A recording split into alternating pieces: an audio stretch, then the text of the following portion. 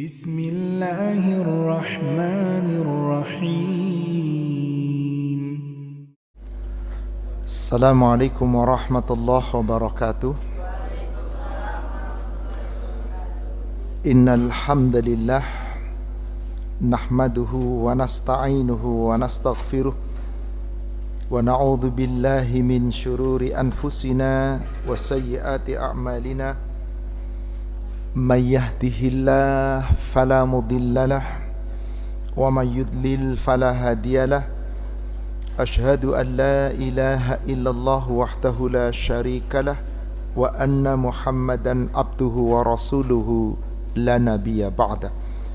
Allahumma salli wa sallim wa barik ala Muhammadin wa ala alihi wa ashabihi ajma'in wa man tabi'ahum bi ihsan ila yaumiddin, amma ba'd. Ya ayyuhalladzina amanu taqullaha haqqa tuqatih wa la tamutunna illa wa antum muslimun. Ma'asyiral muslimin wal muslimat rahimani wa rahimakumullah. Bapak Ibu, para jamaah Majelis Taklim As-Sakinah yang semoga dirahmati Allah. Alhamdulillah, para jamaah juga dari Masjid Husnul Khotimah yang semoga dirahmati Allah. Kita kembali di pagi ini diperjumpakan oleh Allah Subhanahu wa taala. Kita akan melanjutkan kajian di kitab 40 karakteristik mereka yang dicintai oleh Allah Subhanahu wa taala. Kita masih bahasan pada kriteria yang pertama, yaitu orang yang bertaubat. Dan ini sudah masuk pada sesi yang ketiga. Terakhir kita sampai kepada halaman 22, di mana penulis menguraikan tentang rangkaian surat Az-Zumar, surat 39 dari ayat ke-53 sampai ayat ke-59. Sekarang kita lanjutkan di halaman 23. Yang punya kitabnya, kita bisa buka di halaman 23. Masih terkait dengan dalil-dalil agar perintah kita untuk bertobat, terutama orang-orang yang beriman. Kita akan menguraikan dari halaman 23, dan insyaAllah nanti beberapa halaman berikutnya kita masih membahas tentang dalil bagi perintah Allah bagi orang-orang yang bertobat. Salawat serta salam semoga terlimpahkan, tercurahkan kepada Nabi kita Rasulullah Muhammad sallallahu alaihi wasallam. Semoga tercurah kepada seluruh keluarga, sahabat dan seluruh pengikutnya hingga yaumil akhir. Sesungguhnya Allah Subhanahu wa ta'ala menganjurkan taubat kepada hamba-hambanya dan membukakan pintu taubatnya serta melarang mereka agar tidak putus asa dari mendapatkan rahmat dan ampunannya. Di sini penulis menyebutkan dalilnya di surat At-Tahrim, surat 66 ayat yang ke-8. A'udzu billahi minasyaitonir rajim. Ya ayyuhalladzina amanu tubu ilallahi taubatan nasuha. Wahai orang-orang yang beriman, jika kita lihat ayat ini, panggilan ini khusus untuk orang yang beriman. Bukan ya ayyuhan nas, tapi ya ayyuhalladzina amanu, hai orang-orang yang beriman. Tubu ilallahi taubatan nasuha. Bertobatlah kamu kepada Allah dengan sebenar-benarnya tobat. Kata-kata taubatan nasuha sering diterjemahkan dengan semurni-murninya. Bagaimana kita tahu taubat kita murni? Di sini Allah menggunakan kata-kata nasuha, yaitu kata dasar daripada nasah. Apa itu? Menutupi, menggantikan. Jadi apa yang dimaksud taubatan nasuha? Yaitu seseorang yang bertobat, tutupi segala kesalahan dan dosa yang lalu, jangan dibongkar, jangan dikatakan, jangan diberitahukan kepada siapapun, cukup antara dirinya dengan Allah. Kemudian apa? Gantikan dengan yang bagus. Yang tadinya buruk, tinggalkan, lalu menuju kepada yang baik. Yang tadinya salah, tinggalkan, menuju kepada yang benar. Yang tadinya haram, tinggalkan, menuju kepada yang halal. yang tadinya tidak diridhai Allah, tinggalkan menuju kepada ridha Allah. Maka inilah yang dimaksud taubatan nasuha, tobat yang sebenar-benarnya tobat. Ditutup masa lalu, ditutup keburukan, diganti dengan kebaikan. Dan jangan mengulangi lagi. Jaga baik-baik agar tidak mengulangi lagi, dan tutupi, jangan pernah diberitahukan kepada siapapun. Cukup antara dirinya dengan Allah. Jika kita mampu bertobat dengan taubatan nasuha, asa rabbukum, mudah-mudahan, semoga Rabbmu ayyukaffiru ankum sayyiatikum, akan menghapuskan, mengkafirkan atau menutupi, menghilangkan kesalahan-kesalahan bagimu, wa yudkhilakum jannat, dan akan memasukkanmu ke dalam surga, tajri min tahtihal anhar, yang mengalir sungai-sungai di bawahnya. Dan Allah Subhanahu wa taala akan memberikan ini nanti semuanya di saat kita dibangkitkan di padang mahsyar. Yauma la yukhzillahu an-nabiyya walladzina amanu ma'ah, di mana hari itu adalah hari di mana Allah tidak pernah akan menghinakan lagi, tidak pernah akan mengecewakan Nabi dan orang-orang yang beriman bersama mereka. Nuruhum yas'a baina aidihim, cahaya iman mereka terpancar di depan dan di sebelah kanan mereka. Busyrakumul yauma jannat, bergembiralah kamu pada hari ini mendapatkan surga. Surga yang telah Allah janjikan kepada kamu. Itulah kemenangan yang besar, dan Allah Maha Kuasa atas segala sesuatu. Ini perintah kita bertobat dengan sebenar-benarnya tobat. Kemudian berikutnya Allah Subhanahu wa taala berfirman di penggalan penghujung surat An-Nur surat 24 ayat 31. Ini terkait dengan perintah Allah baik kepada laki-laki kepada perempuan untuk menutup aurat. Kalau kita rujuk dengan ayat yang sebelumnya, ayat ke-30, di situ panggilan Allah untuk orang-orang yang beriman. Ya ayyuhalladzina amanu, hai orang-orang yang beriman. Di sini Allah perintahkan dengan kalimat qul, katakanlah lil mu'minin yaghuddu min absarihim, hendaklah hai laki-laki beriman, pandanganmu kamu jaga, tundukkan pandanganmu. Wa yahfadzu furujahum, jaga auratmu, jaga farjihmu. Demikian pula ayat yang ke-31-nya, khusus untuk perempuan itu lebih panjang lagi. Qul lil mu'minat yaghdudna min absarihinna wa yahfadna furujahunna, katakan kepada wanita-wanita yang beriman, hendaklah menundukkan pandangannya dan menjaga auratnya, menjaga farjihnya. Wala yudnina min jalabibihinna, hendaklah kamu senantiasa tutup tubuhmu dengan jilbabmu, jangan mempertontonkan auratmu. Illa ma dhahara minha, kecuali yang sudah biasa boleh dilihat dari aurat wanita. Apa itu? Wajah dan tangan sampai pergelangan. Ada sebagian ulama mengatakan hanya bagian telapak tangan. Itulah aurat yang boleh diperlihatkan. Dan seterusnya larangannya illa min bu'ulatihinna aw abna'ahunna, dan seterusnya, kecuali kepada suami-suamimu, kepada anakmu, kepada orang tuamu, saudara laki-lakimu, dan seterusnya. Kemudian di ujung ayatnya di sini ada perintah, watubu ilallahi jami'a ayyuhal mu'minun la'allakum tuflihun, dan bertobatlah kamu semua kepada Allah hai orang-orang yang beriman, jami'a, seluruhnya, semuanya, supaya kamu beruntung. Coba Bapak Ibu, dari perintah nutup aurat, perintah menjaga pandangan baik laki-laki atau perempuan, tiba-tiba disuruh tobat. Kenapa? Karena banyak laki-laki yang tidak mau menjaga auratnya, banyak pula wanita-wanita yang tidak mau menjaga auratnya. Kalau kita mau bertobat berarti bagaimana? Tinggalkan membuka aurat, tutupi aurat, dan bertobat kepada Allah.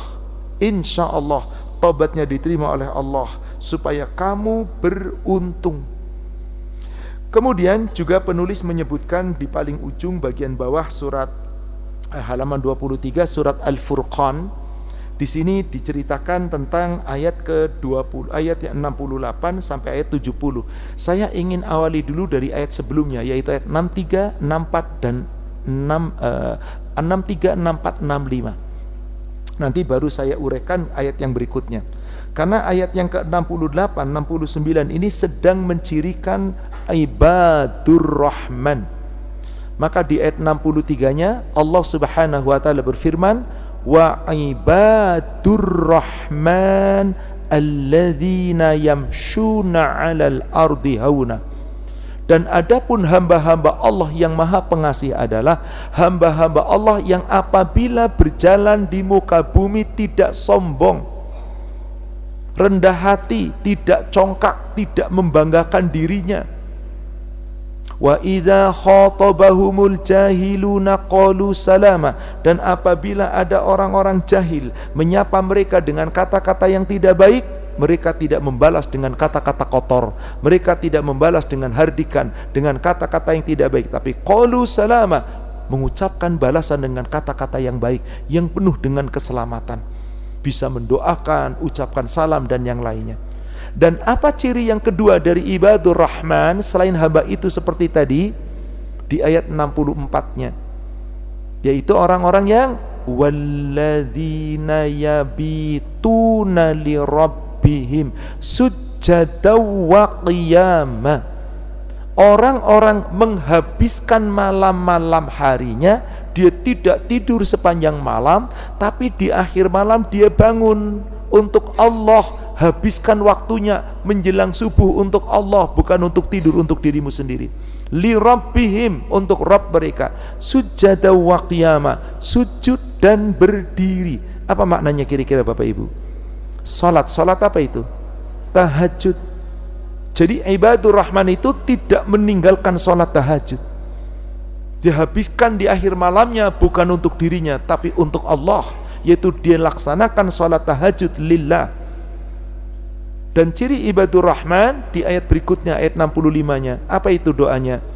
Walladzina yaquluna rabbana srif 'anna 'adzaba jahannam inna 'adzabaha kana gharam. Orang-orang yang berdoa, ya Allah ya Rabb kami, palingkan kami ya Allah, jauhkan kami ya Allah dari azab neraka jahanam. Karena azab neraka jahanam itu adalah azab yang kekal, yang menghinakan. Baru kemudian dilanjutkan terus seterusnya sampailah di ayat ke-68-nya. Walladzina la yad'una ma'allahi ilahan akhar, yaitu orang-orang yang tidak menyeru Tuhan selain Allah, yakni tidak menyekutukan Allah. Wala yaqtuluna an-nafsa allati harramallahu illa bil haqq, dan orang yang tidak membunuh jiwa yang diharamkan oleh Allah dibunuh kecuali dengan alasan yang hak. Apa itu Bapak Ibu?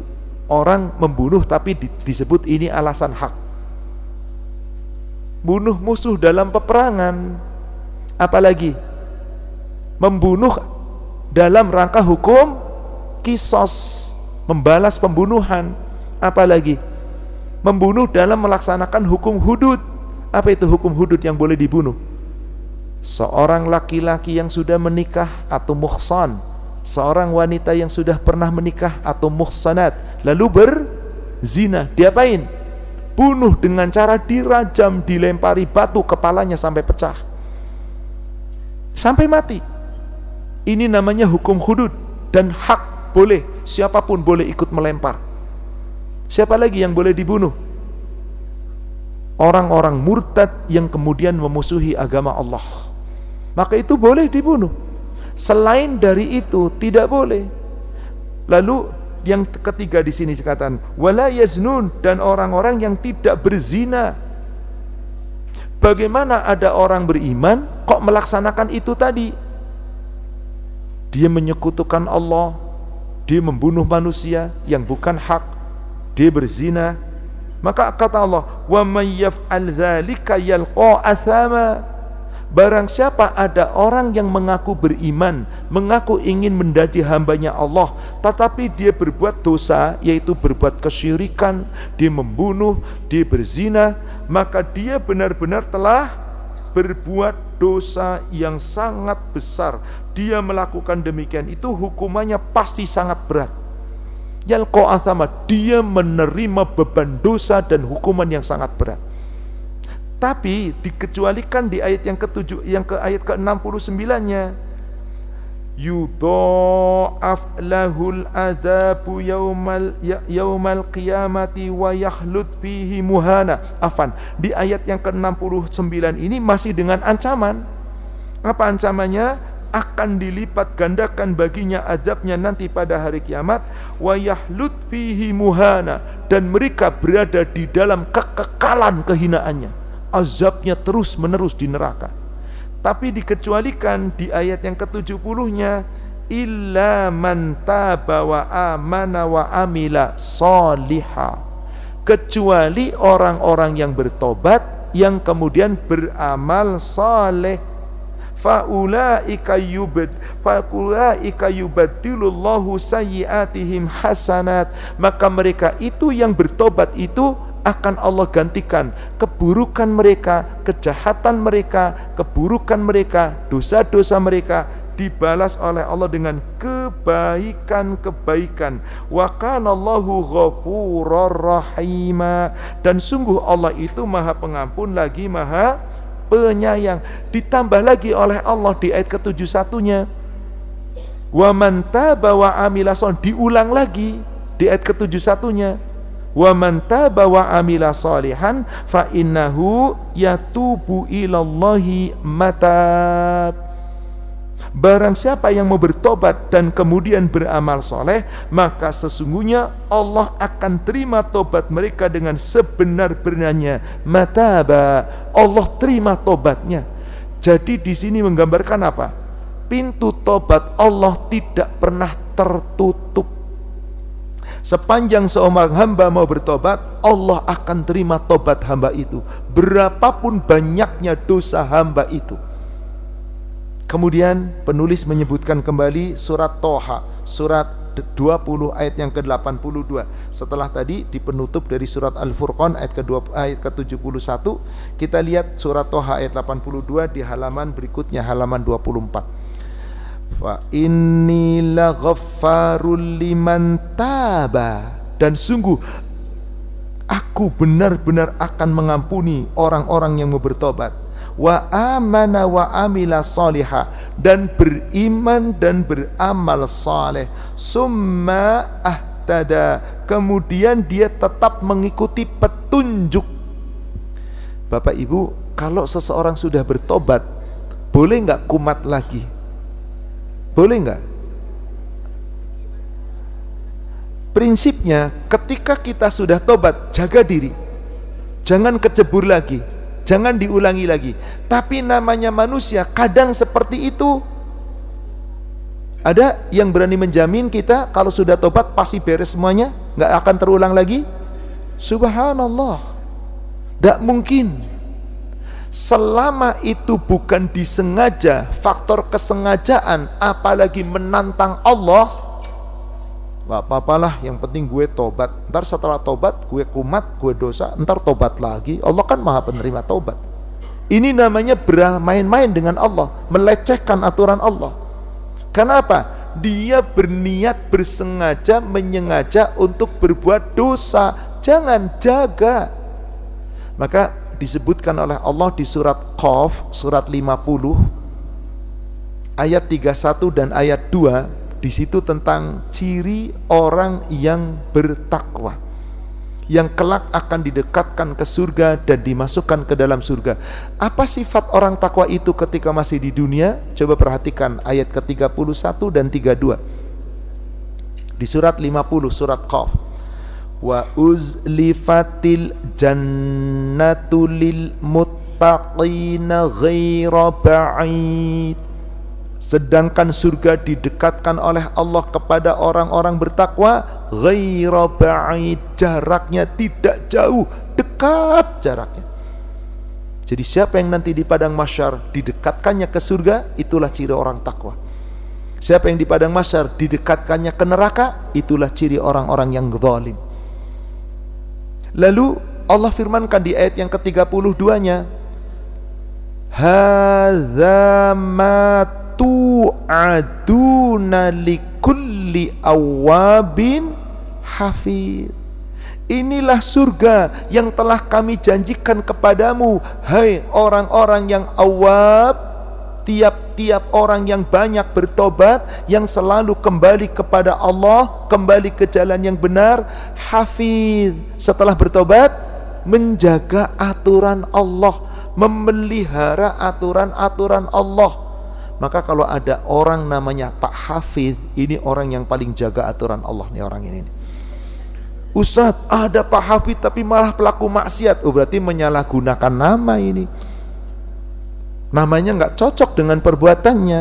Karena orang yang hafiz adalah orang yang menjaga diri dari segala aturan-aturan Allah, tidak akan melanggar larangan Allah, tidak akan meninggalkan perintah Allah, dia akan turuti aturan Allah. Inilah orang yang disebut tobat dengan sebenarnya, yang Allah tadi katakan bahwasanya kalau orang itu bertobat dan beramal soleh sebaik-baiknya, maka Allah akan terima tobatnya. Yatubu ilallahi mataba, Allah terima tobat dengan sebenar-benarnya.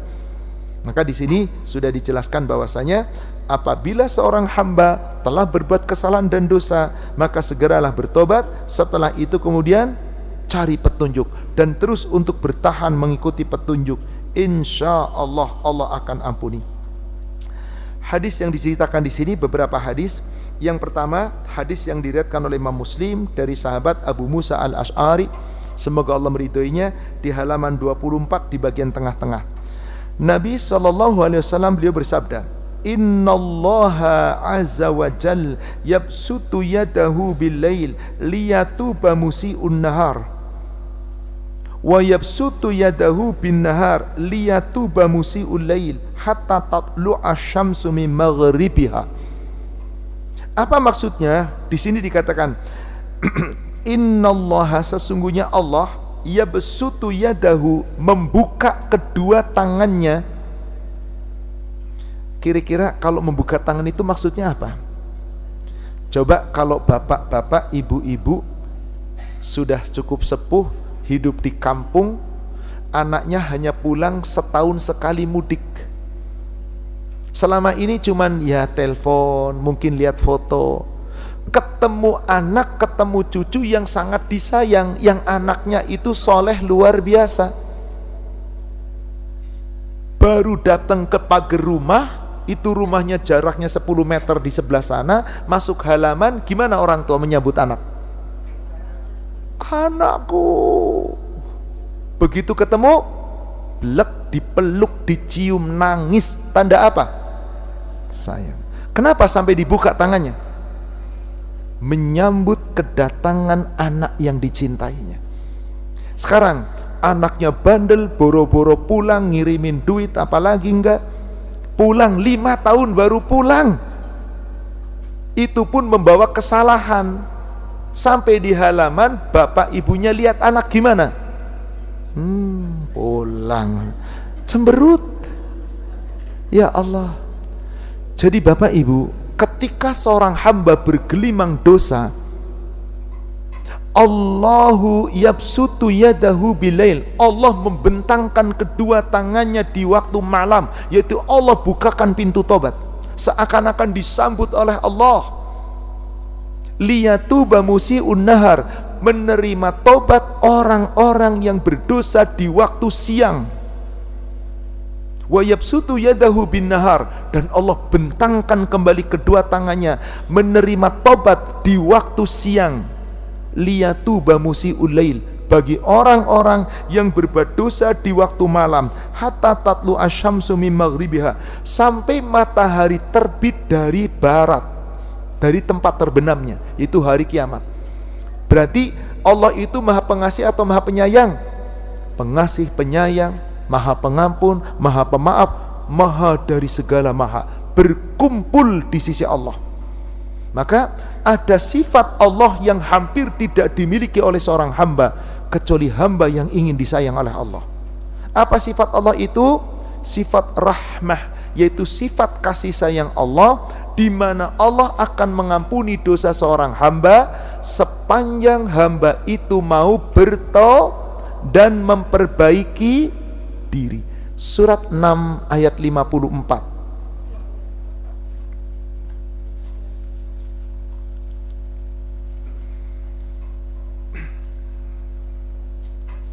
Wa idza ja'aka alladzina yu'minuna bi ayatina faqul salamun alaikum. Dan apabila hamba-hamba kami yang beriman kepada kami berjumpa kepada kamu, berjumpa denganmu, ucapkanlah salam. Jadi kalau sesama muslim berjumpa, apa yang paling baik diucapkan, Pak? Jangan basa, jangan basi. Apa basa-basi? Apa kabar? Mau kemana? Nggak ada nilainya tuh. Cuman omdo tanpa doa. Apa yang pertama diucapkan? Assalamualaikum. Jabat tangan. Assalamualaikum. Itu doa. Setelah itu bagaimana kabar, mau kemana, silahkan. Kadang-kadang basa-basi tanpa ada doa, ini yang salah. Allah perintahkan di sini, jika kamu berjumpa sesama orang beriman, ucapkan salam. Lalu Allah tetapkan di lanjutan ayatnya, kata barabbukum ala nafsihir rahmah. Allah Rabbmu telah menetapkan sifat rahmah, sifat kasih sayang pada dirinya sendiri. Apa itu kasih sayang Allah? Annahu man amila minkum su'am bijahalatin, yaitu siapa saja yang diantara kamu berbuat kesalahan, berbuat dosa karena kejahilannya, karena kebodohannya, summa taba mim ba'dihi wa aslaha, kemudian segera bertobat setelah itu dan memperbaiki diri, diampuni apa enggak? Sungguh Allah itu maha pengampun lagi maha penyayang. Inilah sifat yang tidak dimiliki hamba, sifat kasih sayang. Kalau bapak ibu ada orang salah, berbuat salah sekali, lalu datang minta maaf, dimaafkan enggak? Dimaafkan enggak? Tuh jawabnya aja berat banget, gimana prakteknya? Baru disuruh jawab doang, enggak jawab. Dimaafkan, pelan Pak, karena kadang-kadang enggak dimaafkan. Saat 2 kali salah yang sama, minta maaf lagi, dimaafkan enggak? Tuh kan sudah mulai lagi ya mikir. Mungkin dimaafkan tapi hatinya sudah mawas ntar kalau mau ngerjain lagi. Ini 3 kali benar-benar salah yang sama, minta maaf, tidak ada maaf bagimu. Tuh sombongnya manusia. Mereka tidak punya sifat kasih sayang. Berapa dosa yang telah kita kerjakan di hadapan Allah? Tuh dibuka tangannya. Anda berbuat dosa di waktu malam, siang hari dibuka pintu tobat. Anda berbuat dosa di waktu siang, malam hari dibuka pintu tobat. Sepanjang kita hidup, nyawa masih di kerongkongan, maka tidak pernah akan tertutup pintu tobat. Maka di sini disebutkan pula dari Abu Hurairah, hadis juga yang diriwayatkan oleh Imam Muslim. Abu Hurairah semoga Allah meridhoinya berkata, Rasul bersabda, "Man taba qabla an tatlu'a asy-syamsu min maghribiha taballahu alaihi." Barang siapa yang bertobat selama belum terbitnya matahari dari barat, diterima tobatnya. Jadi maksudnya apa? Selama tobat itu belum terlambat, itu belum kiamat, diterima tobatnya. Kiamat itu terbagi menjadi berapa Bapak Ibu? 2. Yang pertama kiamat apa? Sughra. Apa ikut kiamat sughra? Apa kiamat kecil? Kematian tiap-tiap kita. Maka kematian itu tandanya kalau sudah apa? Nyawa sudah di kerongkongan. Maka di sini disebutkan di hadis berikutnya dari Abdullah bin Umar, hadis yang diriwayatkan oleh Imam At-Tirmidzi dan juga Imam Ibnu Majah, hadis yang hasan.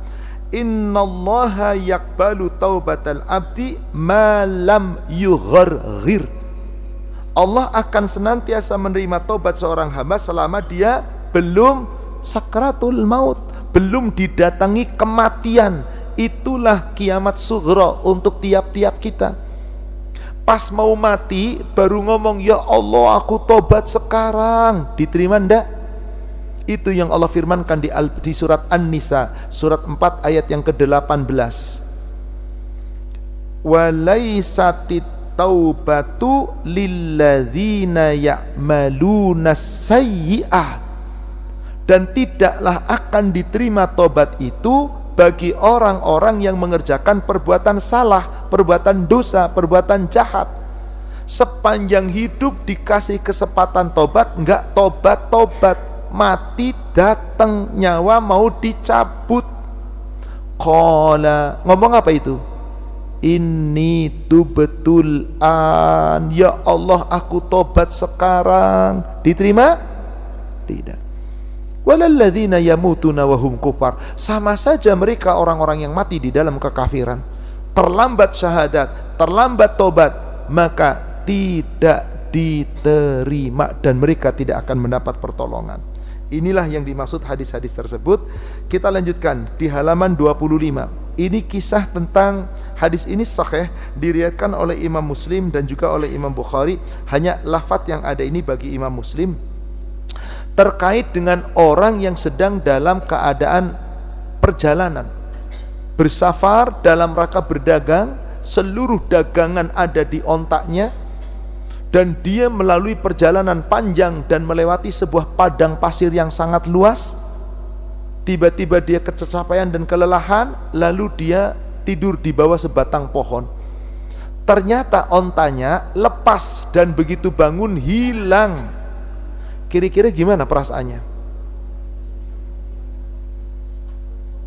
Gimana? Panik atau panik banget? Di padang pasir, semua perbekalan makanan, dagangan, minuman, pakaian di ontak, dia tinggal sebatang kara. Semuanya perbekalannya, makanan, minuman, dagangan hilang, lenyap, ontanya kabur. Panik? Kebayang apa kira-kira? Aduh, mati nih di padang pasir. Udah, bayangannya cuman itu. Maka dia berdoa kepada Allah supaya ditemukan kembali untanya. Kemudian apa yang terjadi? Ontanya nongol lagi, datang dengan sendirinya tanpa ada yang hilang sedikit pun. Perbekalannya nggak berkurang, makanannya nggak berkurang, semua barang masih ada di onta. Senang atau senang banget? Kalau ini terjadi pada kita, senang apa senang banget? Lalu ucapan Bapak Ibu apa? Cuman itu doang? Hamba itu mengatakan apa? Alhamdulillah, Allahumma anta abdi wa ana. Jadi, hai Allah, engkau itu hambaku, aku Tuhanmu, wa ana rabbuk. Itu apa namanya? Kecelitut. Saking, wahai Allah, engkau hambaku, aku ini Tuhanmu. Ini kan lebih ngawur dari Fir'aun. Kalau Fir'aun ngomong apa? Hai rakyat, aku ini Tuhanmu. Betul? Berani nggak Fir'aun ngomong sama Allah?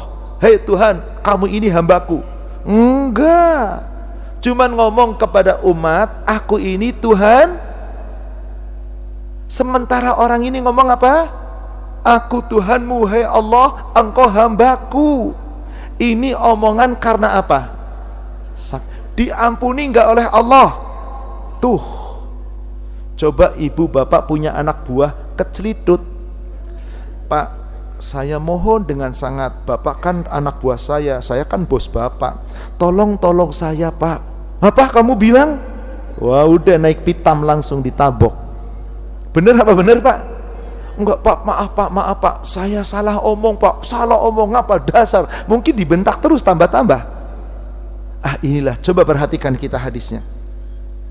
Di sini Rasulullah SAW bercerita, Allahu asyaddu faraha bitaubati abdihi hina yatubu ilaih min ahadikum kana ala rahilatihi bi ardi falatin fanfalatit minhu wa alaiha ta'amuhu wa syarabuhu. Allah sangat gembira menerima tobat seorang hamba apabila hamba itu berdosa, bergelimang kesalahan dan dosa, lalu datang kepada Allah, bertobat kepada Allah, Allah gembira luar biasa. Lebih gembira dari seorang di antara kamu yang sedang dalam perjalanan, lalu kendaraanmu yaitu ontamu hilang, di mana di atas onta itu kamu sedang di perjalanan padang pasir yang sangat luas, dan di atas kendaraan onta itu makanan kamu, minuman kamu, dan seluruh perbekalan kamu ada di sana. Kemudian apa yang terjadi? Fa'ata syajaratan fattaja'a fi dhilliha qad aisa min rahilati. Lalu dia setengah putus asa. Akhirnya apa? Nyandar di sebuah pohon yang rindang sambil putus asa. Aduh, ontaku, ontaku, ontaku. Sedih. Apa yang terjadi kemudian? Subhanallah. Fa bainahu wa kadzalika idh huwa biha qaimatan indah. Di saat dia lagi sedih, berharap supaya ontanya datang, tiba-tiba ontanya nongol ada di sisinya. Maka apa yang terjadi kemudian? Fa'akhadha bihitamiha. Lalu segera ditarik, dipegang tali kekang ontanya itu biar enggak lepas lagi. Kemudian apa? Min syaddatil farah. Saking gembiranya kemudian dia berkata, qala min syiddatil farah, saking gembiranya dia berkata, Allahumma anta abdi wa ana rabbuk. Wahai Tuhan, aku ini Tuhanmu, engkau itu hambaku. Terima kasih ya Allah, alhamdulillah.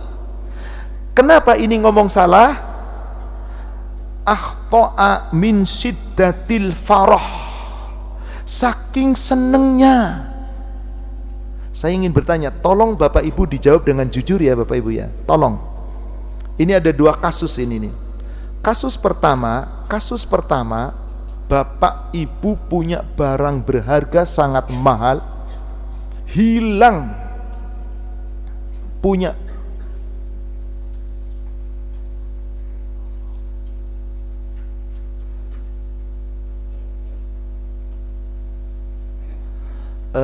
kepada peserta yang ikut di Zoom, mohon karena tadi mati lampu, host berpindah kepada kajian lain, mohon yang belum meng-off-kan fitur untuk mematikan masing-masing, mohon untuk yang belum mematikan tolong untuk dimatikan, untuk di-off fitur mic-nya kepada para peserta Zoom agar tidak mengganggu kajian kita, sebab masih ada yang ngobrol sendiri ini ya.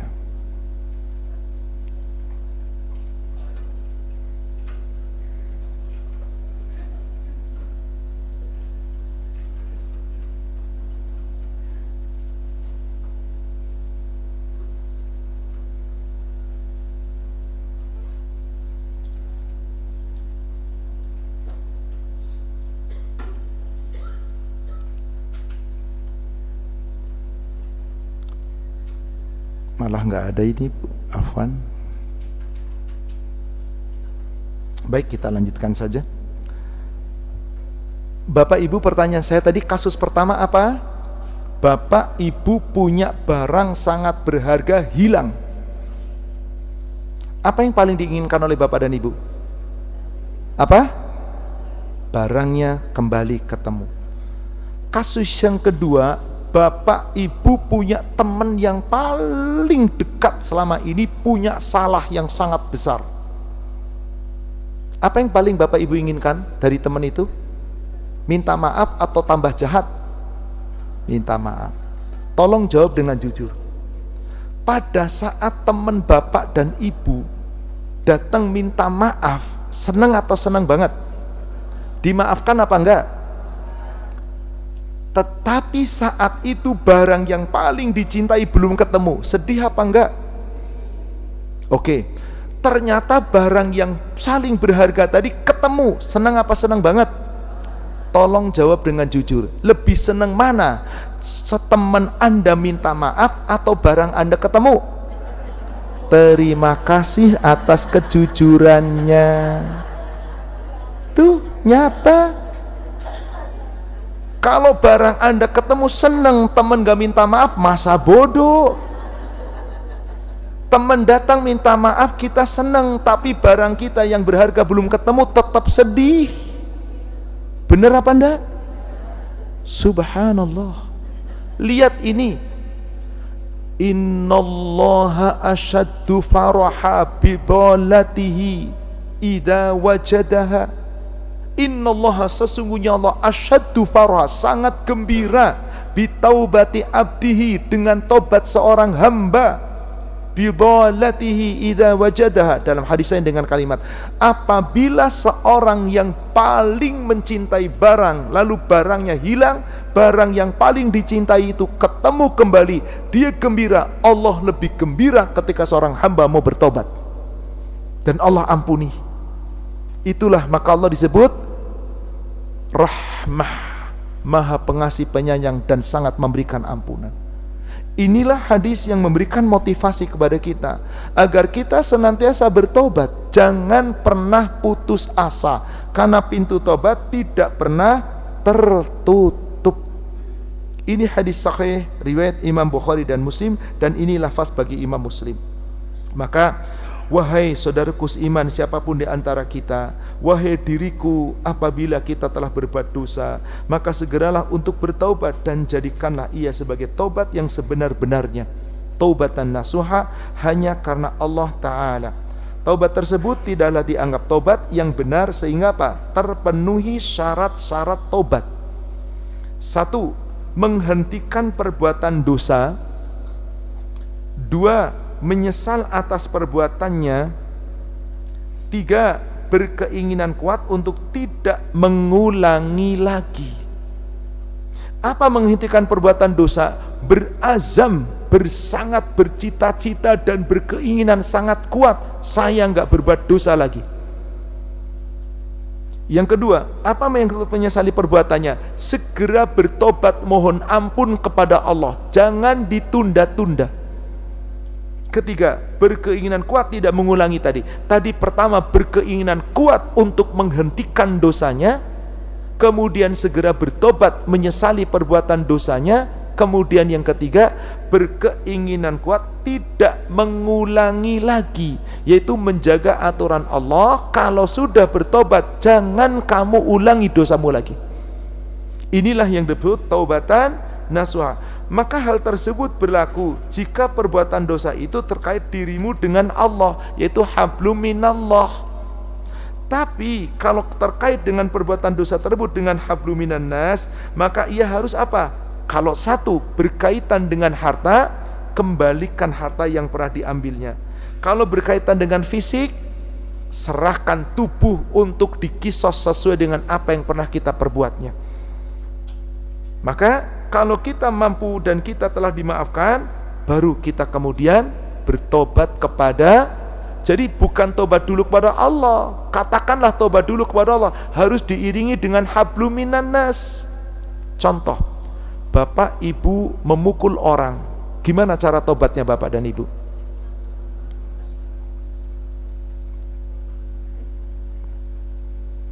Dibawa aja sekalian, gak apa-apa. Bagaimana tobatnya bapak dan ibu ketika pernah memukul orang? Datangi orangnya, kemudian minta keikhlasan. Bagaimana keikhlasannya? Maaf, saya pernah memukul Anda. Jika Anda tidak ridho, pukullah saya. Silakan Anda mengkisos saya. Harus rela. Kalau Anda tidak datang minta maaf, dan ketika aku kisos kamu, dia kabur, tidak akan dimaafkan. Karena hakikat orang telah berbuat jahat, kedoliman fisik harus dibalas dengan. Maka Allah firmankan surat 5, surat Al-Maidah ayat 45.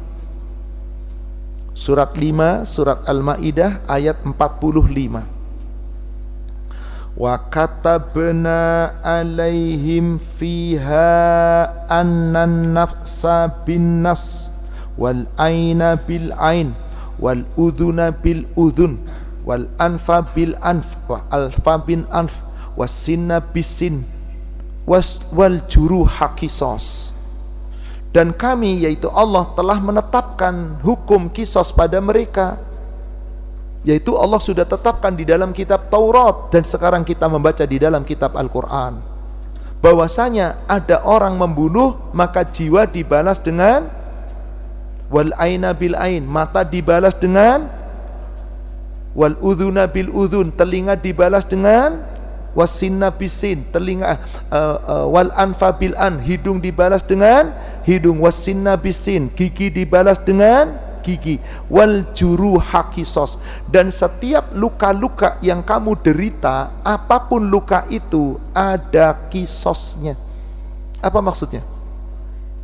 Ada orang menyakiti secara fisik, maka tobatnya adalah islah bainan nas dan rela dikisos, kecuali yang telah kita pukul, yang telah kita sakiti, memaafkan kita. Gugur nggak dosa kita? Gugur. Bagi yang memaafkan dapat apa? Pahala dan ampunan. Maka di tengah ayatnya ada kalimat begini, faman tasaddaqa bihi fahuwa kaffaratullah. Barang siapa yang bersedekah, yaitu melepaskan hak kisos, dia tidak mengkisos tapi memaafkan orang yang menyakiti, maka dia melepaskan hak kisos, berarti bersedekah dengan memaafkan. Maka sedekah dengan memaafkan itu akan menggugurkan kesalahan dan dosa-dosa baginya. Tapi bagaimana ada orang tidak menegakkan hukum sesuai dengan hukum Allah? Kisos tidak berlaku, malah berlaku dengan cara lain, balas dendam yang lainnya, atau dengan cara arogan, atau orang yang menyakiti tidak mau dikisos, berarti nggak berhukum dengan hukum Allah. Apa hukumnya kalau begitu? Di ujung ayatnya apa? Wa man lam yahkum bima anzalallah faulaika zalim. Siapa yang tidak mau berhukum dengan apa yang diturunkan Allah, maka mereka itu termasuk orang yang zalim.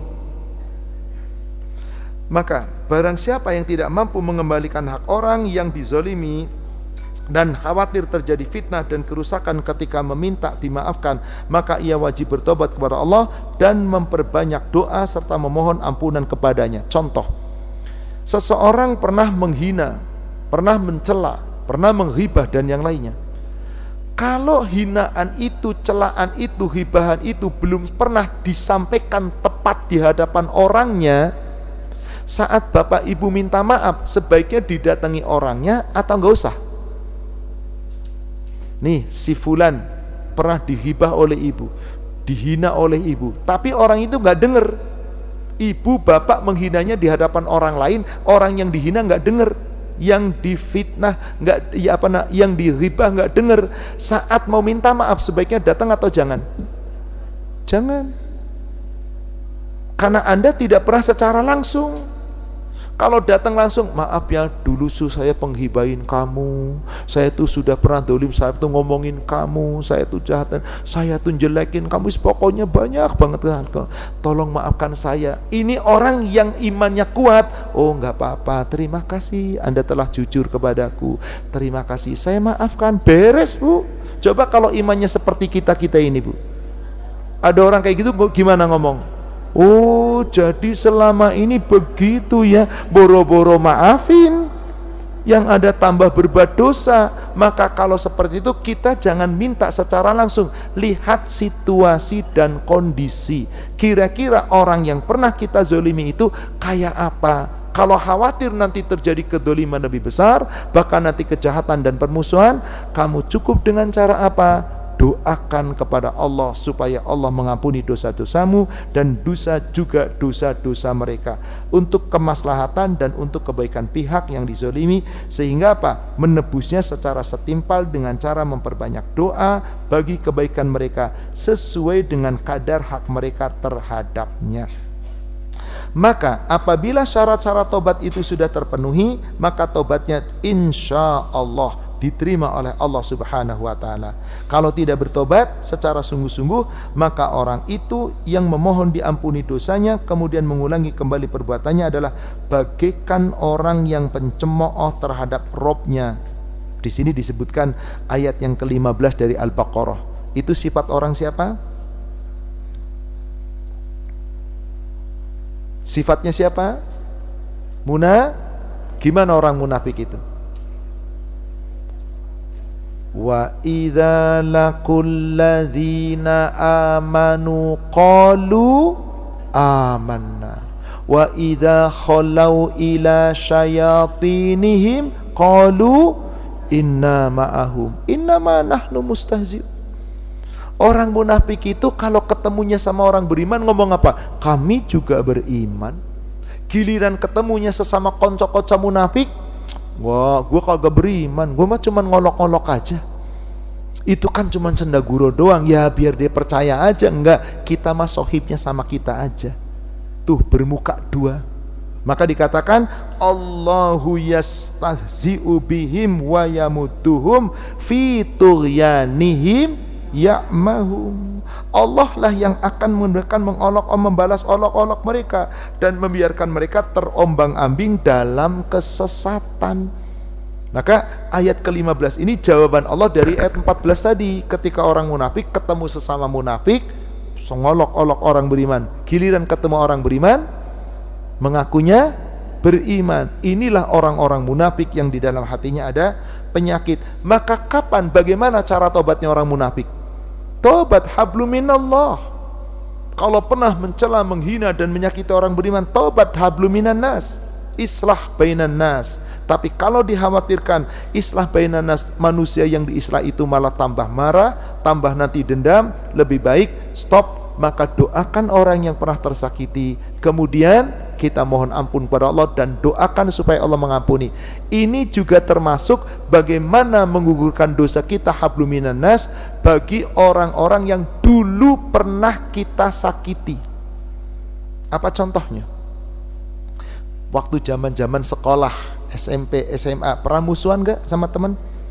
Pernah ngambil hak orang apa enggak? Pernah makan satu ngaku makan, dua ngaku satu enggak? Kayaknya pernah deh. Kita mau minta maaf kemana? Orang yang pernah kita dolimi kita nggak pernah jelas. Mungkin sebegitu banyaknya orang. Belum lagi guru-guru yang kadang-kadang kita bandel sama mereka, dan seterusnya dan seterusnya. Maka secara umum kita mohon sama Allah, ya Allah, siapapun orang-orang yang dulu pernah aku hina, aku cela, aku sakiti, aku zolimi, apapun yang pernah aku lakukan, ya Allah, yang aku tidak pernah bisa menghitung kepada siapa orang itu, ya Allah. Ya Allah, ampuni dosaku dan ampuni dosa orang-orang yang pernah terlanjur aku sakiti di masa lalu, aku zolimi di masa lalu. Apakah itu secara fisik, secara lisan? Ya Allah, kalau itu terkait materi, ya Allah, aku ingin bersedekah, semoga Engkau berikan pahala untuk orang yang pernah aku ambil hartanya. Kita curhat sama Allah, jadikan menjadi pahala kebaikan untuk mereka. Demikian Nabi dalam hadis riwayat Imam Muslim dari Abu Hurairah. Beliau sallallahu alaihi wasallam mengatakan, ya Allah, aku manusia biasa. Sesungguhnya barang siapa di antara sahabatku, di antara umatku yang pernah terlanjur aku caci, aku maki, aku kutuk, aku pukul, atau aku cela, aku hina, ya Allah, jadikan semuanya itu menjadi pahala kebaikan untuk mereka yang sudah terlanjur aku sakiti. Menjadi pahala untuk kebaikan, pahala salat, pahala puasa, pahala zakat baginya. Ya Allah, menjadi ampunan untuk mereka, ya Allah, dan ampuni kesalahan dan dosaku atas mereka, ya Allah. Ini Nabi loh. Pernah nggak Nabi mencaci maki orang, mengutuk orang? Wong musuh aja nggak dicaci maki kok. Kenapa Nabi mengucapkan ini? Ini untuk pelajaran bagi kita yang terkadang menyakiti orang lain. Itulah, maka di sini Rasulullah SAW mengatakan bahwasanya di sini Rasul SAW mengulang-ulang doanya, Rabbi fili wa tub alayya innaka antat tawwabur rahim mi'ata marrah. Terkadang beliau mengurang sampai sebanyak 100 kali. Boleh juga kita baca ini setelah salat duha. Boleh dibaca berapa? Terserah Anda. Atau dengan astaghfirullah wa atubu ilaih dibaca 100 kali. Silahkan. Yang penting kita senantiasa mohon ampun kepada Allah. Dan di sini disebutkan pula yang paling akhir, paling bawah di halaman 26, Rasul bersabda, ya ayuhan nas tubu ilallah fa inni atubu fil yaumi ilaihi mi'ata marrah. Hai manusia sekalian semua, hai sahabatku, hai manusia, hai umatku, tubu ilallahi jami'a, bertobatlah kamu semua kepada Allah. Inni atubu ilaihi fi yaumin mi'ata marrah, aku bertobat senantiasa kepada Allah dalam satu hari berapa kali? Astaghfirullah wa atubu ilaih. Atau dengan ucapan Rabbighfirli wa tub alayya innaka antat tawwabur rahim. Silahkan. Ini tanda seorang hamba yang senantiasa banyak bertobat. Wallahu a'lam. Sampai di sini Bapak Ibu, ternyata waktu juga tidak memungkinkan. Insya Allah satu sesi lagi untuk bab tentang golongan orang yang bertobat di sesi keempat. Nanti diceritakan tentang orang yang pernah membunuh 99 orang, kemudian digenapkan menjadi 100 orang, dan beberapa dalil yang lain tentang perintah untuk bertobat. Wallahu a'lam. Demikian kepada para jamaah, barangkali ada yang mau bertanya, kami persilahkan.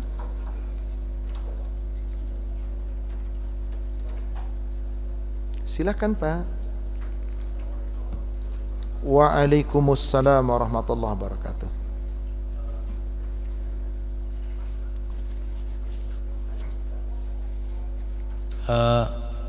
Tanda-tandanya taubat itu diterima itu gimana, Ustaz? Apa tandanya orang yang tobatnya diterima? Disebutkan oleh Allah Subhanahu wa taala, orang yang benar-benar diterima tobatnya itu adalah orang yang bertakwa. Orang yang bertakwa. Karena disebutkan di ayat yang sudah kita bahas di sesi kedua surat 3 Ali Imran 133, wasari'u ila maghfiratin mir rabbikum wa jannatin arduhas samawati wal ard uiddat lil muttaqin. Apa tandanya orang sudah diterima tobatnya? Orang itu tambah takwa. Apa ciri orang takwa? Minimal 5 Pak. Minimal. Surat 3 ayat 17. Kalau Anda lihat sifat Anda masuk kategori 5 ini, semoga termasuk yang diterima tobatnya oleh Allah. Tapi jangan sombong. Sini deh, gue kalau baca ayat ini nih kayaknya gue banget nih, ada semua gue diterima toh. Jangan sombong Pak. Apa ciri pertama? As-sabirin. Kalau kesabaran Anda bertambah, sabar dalam menjalankan perintah, sabar dalam meninggalkan larangan, sabar dalam pergaulan, sabar dalam menghadapi musibah. Was-shadiqin, jujur dan benar. Anda nggak pernah dusta lagi, Anda nggak pernah bohong, Anda selalu benar dan jujur dalam perkataan dan perbuatan. Yang ketiga, qanitin, ketaatannya nambah Pak. Ketaatannya nggak turun tapi dijaga terus. Yang keempat, munfikin, udah nggak pelit lagi Pak, banyak berinfak, banyak bersedekah. Dan yang kelima, ini nggak pernah ditinggal, yang kelima, mustaghfirina bil ashar. Meskipun dia sudah diterima tobatnya oleh Allah, tetap banyak bertobat di akhir malam. Tahajudnya, tobatnya di akhir malam nggak pernah ditinggal. Ini ciri orang diterima tobatnya insya Allah Pak. Tapi kalau kita merasa 5 ini ada pada kita, jangan somse ya Pak ya. Justru makin kita dekat dengan Allah, makin berharap, ya Allah, semoga Engkau telah terima tobatku ya Allah, semoga Engkau akan ampuni dosaku ya Allah. Terus kita bertobat. Rasul saja yang sudah dapat jaminan ampunan, tobatnya berapa kali tadi? 100 kali dalam satu hari. Demikian Pak. Wallahu a'lam. Apakah orang yang lalai atau dolim dengan hutangnya, kisosnya apa? Kisosnya apa Ustadz? Orang yang lalai dengan hutangnya, kisosnya berat. Di dalam hadis yang diriwayatkan oleh Imam At-Tirmidzi dan An-Nasa'i dari sahabat Abu Hurairah, Rasulullah SAW bersabda, nafsul mu'min mu'allaqatun bidainihi hatta yuqdha anhu. Jiwa seorang mukmin yang dimana di dunia punya hutang tapi tidak membayar hutang, tertahan, belum boleh masuk surga sampai hutang itu diselesaikan baginya. 2, dari Amir bin Syarid, dari bapak dan dari datuknya, hadisnya sahih riwayat Imam An-Nasa'i dan Tirmidzi, juga disahkan oleh Imam Ibnu Majah, Ibnu Hibban. Rasulullah SAW bersabda, layyul wajidu yuhillu irdahu wa uqubatahu. Orang-orang yang berhutang, mampu bayar hutang, kok nggak mau bayar hutang, menahan-nahan hutang, maka halal kehormatannya dan halal siksanya nanti di yaumil akhir. Dalam hadis riwayat Imam Muslim dari sahabat Jabir bin Abdullah, Rasulullah sallallahu alaihi wasallam bersabda, "Matlul ghaniyyu dzulmun." Orang kaya mampu bayar hutang, enggak bayar hutang itu zalim. Jadi orang mampu bayar hutang kok enggak bayar hutang itu zalim. Janganlah, bayarlah hutang. Maka Nabi dalam hadis riwayat Imam Muslim dari Ummul Mukminin Aisyah, di dalam sholatnya beliau minta perlindungan kepada Allah, 6 perlindungan gak pernah ditinggalin. Apa itu diantaranya? Allahumma inni a'udzubika min adzabil qabr wa a'udzubika min adzabi jahannam wa a'udzubika min fitnatil mahya wal mamat, atau dalam lafaz lain wa a'udzubika min fitnatid dunya, karena di dunia itu ada kehidupan, ada fitnah kehidupan, fitnah kematian, dan wa a'udzubika min fitnatid dajjal, masihid dajjal. 4, berlindung dari azab neraka, dari azab kubur, berlindung dari fitnah kehidupan atau fitnah kehidupan dan kematian, yaitu fitnah dunia, berlindung dari fitnah dajjal. Yang 2, Allahumma inni a'udzubika minal ma'tham wal maghram. Ya Allah, aku berlindung kepadamu dari perbuatan-perbuatan dosa dan dari terlilitnya hutang.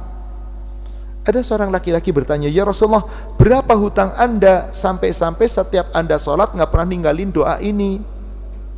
Rasul nggak punya hutang, karena ketika beliau hendak wafat, beliau sakit keras, beliau tidak mampu memberikan nafkah untuk istri-istrinya.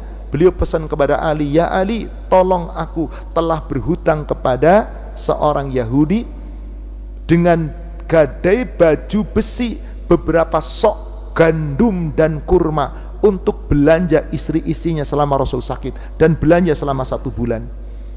Maka kalau nanti aku tidak keburu melunasi, tolong gadeku itu diambil, potong dengan hutangku."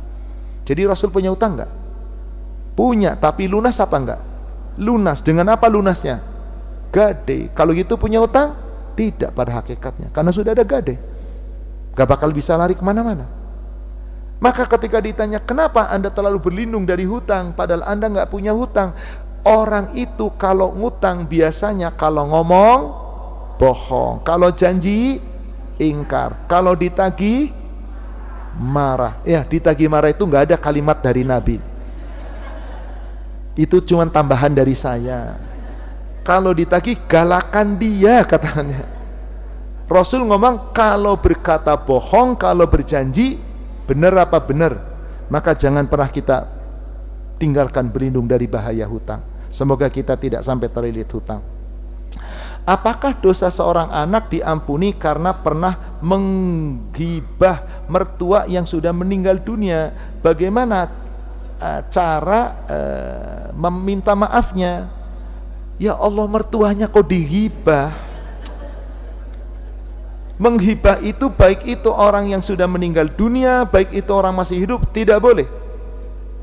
Sebagaimana tidak boleh menyakiti si mayit. Orang nyakiti mayit sama saja menyakiti dia seperti ketika dia masih hidup. Mematahkan tulang mayit sama saja mematahkan ketika masih hidup. Maka yang sudah mati jangan dihibah. Yang boleh dihibah itu orang-orang yang jelas disebutkan dalam Al-Quran dimurkai Allah. Boleh nggak kita hibah Fir'aun? Boleh. Boleh nggak kita hibah Abu Lahab?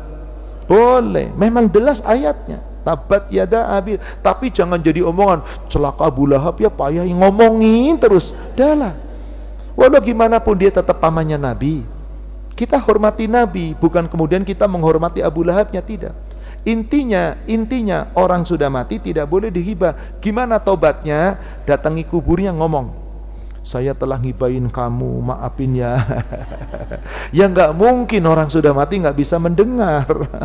Gimana caranya? Caranya adalah mintakan ampunan untuk si mayit yang sudah pernah kita hibah.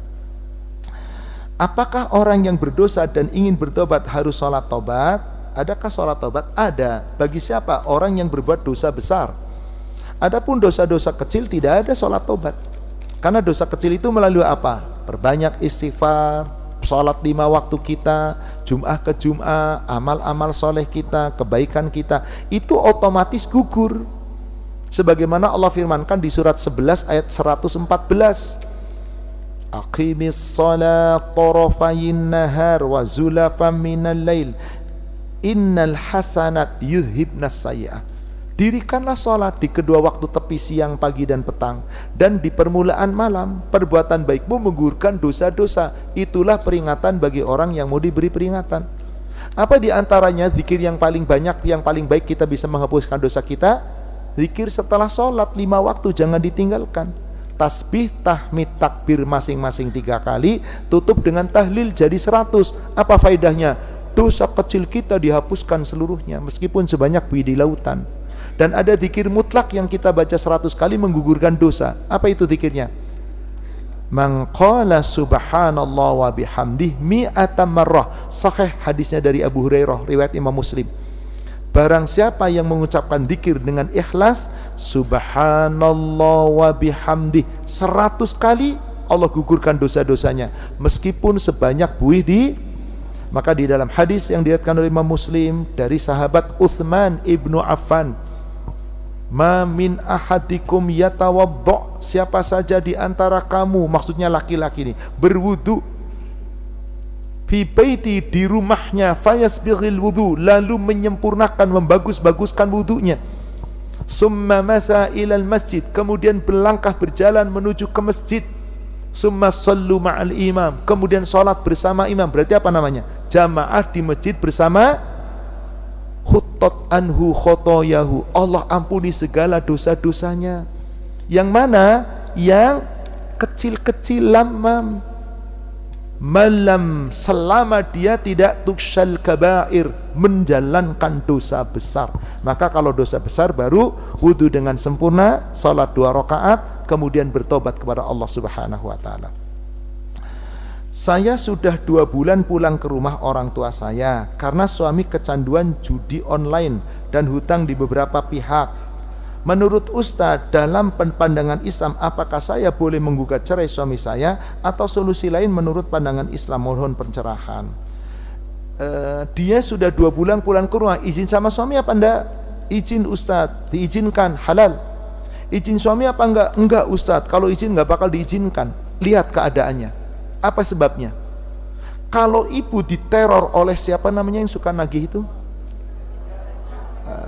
Debt collector, bolak-balik diteror, dan ibu tidak nyaman, sudah ngomong suami tidak dihiraukan, boleh pulang, ada alasan syar'i. Sebab si suami yang dolim seperti ini telah menyengsarakan istri. Apakah boleh si istri menggugat cerai? Boleh, ini hulu yang diperbolehkan. Kalau si istri tidak merasa tenang, apalagi dengan itu bukannya dia menambah tanggungan untuk istri, malah yang ada dibebani istrinya dengan hutang-hutang suami. Maka insya Allah boleh. Tapi adakah solusi lain? Musyawarah. Wasyawirhum fil amr, bermusyawarah dalam urusan. Boleh jadi suatu ketika ada keburukan, tapi di sisi lain pasti pernah ada kebaikan. Jadi dimusyawarahkan, kalau suami itu meninggalkan ribanya tadi, dimaafkan dan semoga islah dengan cara yang baik. Kalau ternyata mengulang juga, tidak mengapa, seorang istri punya hak cerai, hak hulu, karena memang demikian haknya seorang istri. Bagaimana cara kita membayar hutang pada seseorang yang sudah tidak tahu, tidak ketemu orangnya? Bersedekah untuk orang lain dengan niat, ya Allah, ini saya gunakan untuk membayar hutang saya kepada si fulan. Semoga pahalanya engkau sampaikan kepada si fulan, dan ini menjadi pahala sedekah untuk si fulan, dan ampuni si fulan. Maka ini akan menjadi saksi nanti di yaumil qiyamah. Boleh jadi si fulan sudah enggak tahu di mana, boleh jadi sudah meninggal, dan yang lainnya. Ada suami yang apabila ada barang di rumah tangganya yang rusak atau hilang di tangan istrinya, suami tersebut minta istrinya mengganti barang-barang tersebut, sedangkan istrinya tidak punya penghasilan. Ini tega amat suami, ya Allah. Mudah-mudahan bukan suami yang ada di sini. Tapi kita lihat juga, kenapa barang-barang bisa hilang? Diam-diam Ustadz dijual, habis istrinya nggak ngasih, suaminya nggak ngasih dengan cukup. Nggak boleh, tetap tidak boleh. harus minta izin suami. Tapi kan ada hadis Ustadz, istri boleh mengambil harta suami tanpa sepengetahuan istri, mengambil harta tanpa sepengetahuan istri yang si suami tidak menyadari. Lah kalau barang-barang hilang kan nggak ada, sadar. Jadi tidak boleh, yang terbaik adalah meminta izin. Apakah istri harus menggantinya? Kalau itu alasannya syar'i, tidak ada kewajiban menggantinya. Apakah itu dianggap hutang buat istri yang akan ditanyakan di akhirat? Kalau memang itu barang pribadi milik suami, yang harta itu memang milik suami, misalkan jam tangan, misalkan handphone, dijual benar-benar, sepatu suami dijual benar-benar, wajib diganti. Tetap itu adalah milik suami, tidak boleh seorang istri. Ada sebuah hadis begini, seorang istri memakai harta suami yang misal begini Bu, istri dapat jatah dari suami 5 juta sebulan, lalu si suami gajiannya 7,5 juta, yang 2,5 juta dipegang suami, yang 5 juta diserahkan kepada istri. Suatu ketika suami belum ngasih nih 5 juta, belum, masih di tangan suami. Tiba-tiba si istri ngambil yang nanti jadi haknya, lalu beli pakaiannya dibeli, lalu dipakai, dipamerkan kepada suami, nih aku pakai baju bagus. Tetapi hasilnya adalah harta yang belum diberikan kepada istri, masih di tangan suami. Maka dia memakai baju kedustaan, baju pendusta, haram, dosa besar, tidak boleh. Kenapa? Belum, itu sama saja seperti orang ikut berperang, dia dapat ghanimah. Kalau hukum perang itu Bapak Ibu, misal saya ikut perang bersama Nabi, saya membunuh musuh, maka musuh yang terbunuh barangnya milik siapa? Saya, ghanimah saya. Kalau nanti dibagi-bagi oleh Rasul, barang itu milik saya, pasti Rasul berikan kepada saya. Siapa yang membunuh si fulan? Saya ya Rasulullah, pasti diberikan. Dan dulu sahabat itu jujur-jujur, nggak ada yang ngaku-ngaku. Kalau sekarang boleh jadi ngaku-ngaku Pak, karena di sana tuh lawan tanding ketika dalam peperangan, 1 lawan 1. Nah suatu ketika ada seseorang laki-laki membunuh seorang musuh, kemudian baju yang dipakai bagus. Wih, daripada nanti jatuh ke tangan orang lain, ini kan sudah pasti milik saya. Diambil bajunya, dipakai, dimasukkan ke tas. Apa kata Nabi? Ternyata di dalam peperangan dia mati terbunuh, belum sempat menikmati bajunya. Jadi dia ngambil baju rampasan perang yang belum dibagi-bagi, dia maju lagi ke medan perang, dia mati terbunuh. Apa kata Nabi? Dia di neraka. Ya Rasulullah, dia mati syahid.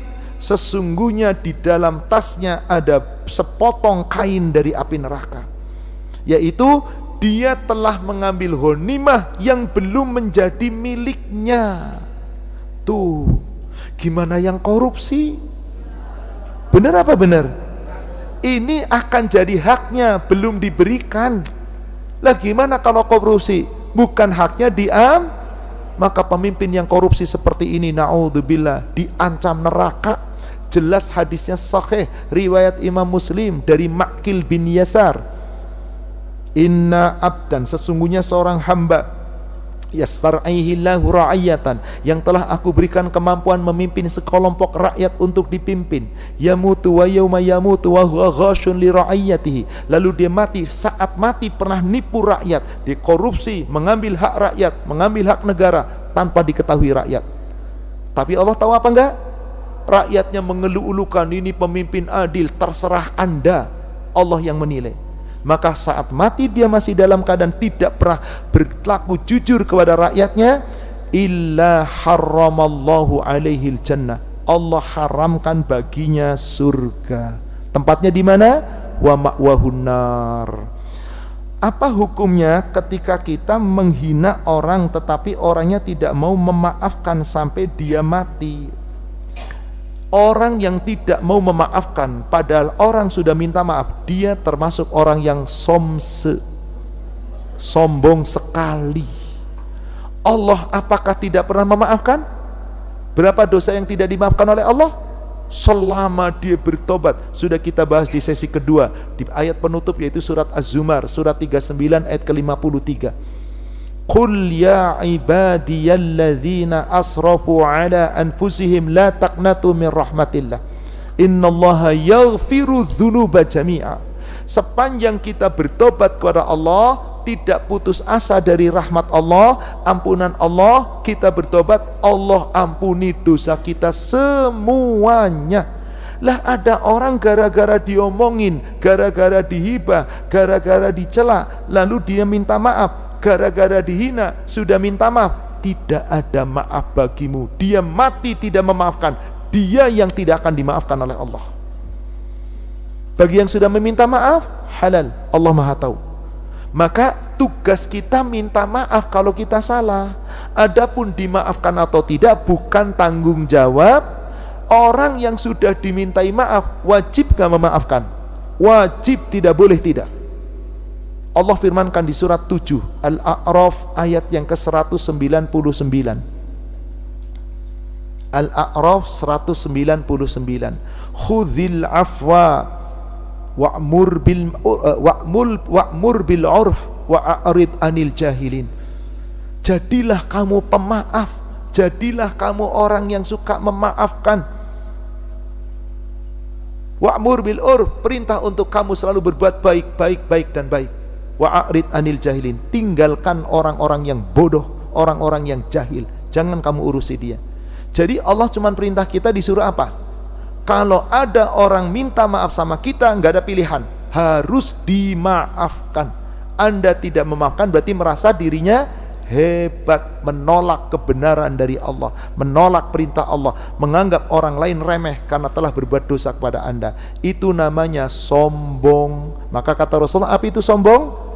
Al-kibru batarul haq wa ghamtun nas. Sombong itu menolak kebenaran, menolak perintah Allah, menolak aturan Allah, dan menganggap orang lain itu remeh. Coba kalau yang berbuat salah atasan, berkali-kali lah tuh atasan, maafkan saya ya, kira-kira gimana?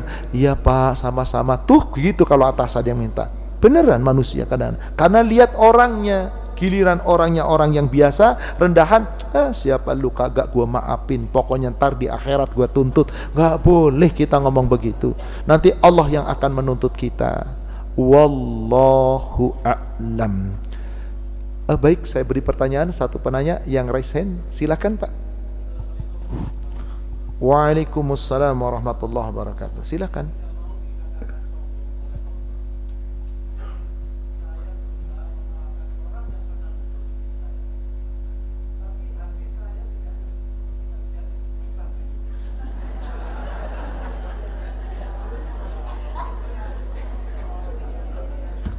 Wallahu alimum bidzatis sudur. Allah mengetahui isi yang dinilai Allah, mulut saya ngomong memaafkan atau hati saya. Hadis sahih riwayat Imam Muslim dari sahabat Abu Hurairah. Innallaha la yanzuru ila suwarikum wa amwalikum. Allah enggak lihat rupamu, ucapanmu, yang kamu ungkapkan, yang kamu katakan. Enggak. Hartamu yang melimpah ruah, enggak. Tetapi apa yang dilihat oleh Allah? Walaki yanzuru ila qulubikum wa a'malikum. Tapi Allah hanya lihat hatimu dan amalmu. Jadi kalau Bapak sudah memaafkan, jangan di sini Pak, maafkan sepenuh hati.